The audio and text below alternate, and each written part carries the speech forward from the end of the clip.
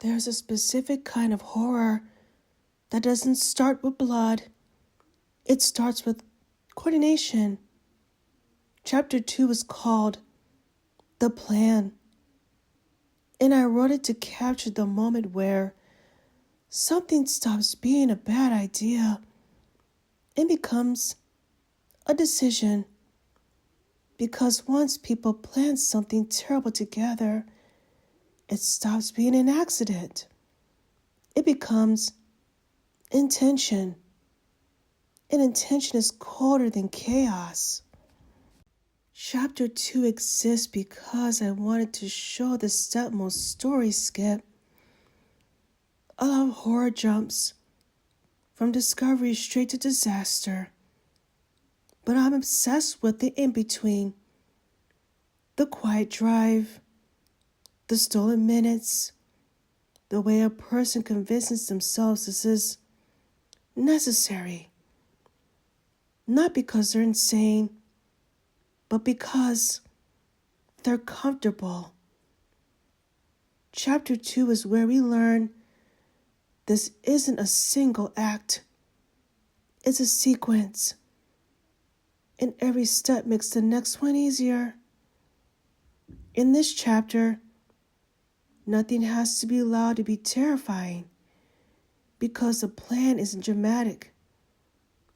It's methodical. They don't rush. They don't panic. They do what humans do when they want something badly enough. They organize and they choose a location. They choose the timing. They choose tools. And the scariest part is, they do it like they've done it before. I wrote chapter 2 to show that evil doesn't always look like rage. Sometimes it looks like a checklist. One detail I cared about in this chapter is where the plan begins to take shape. A museum is supposed to be about history, preservation, respect. So when the story moves towards a place like that, it's a quiet signal that something sacred is being treated like a resource. Not stolen in desperation, taken with entitlement. And that's one of the themes I keep returning to in this story. When people believe they're brilliant enough, they start acting like rules don't apply to them. There's always a line in a story where your stomach drops, even if nothing happens on the page yet. In chapter 2, that line is when the plan becomes personal, when the target becomes a person, not a concept. That shift matters because it's the moment the plan stops being theoretical and turns into a hunt.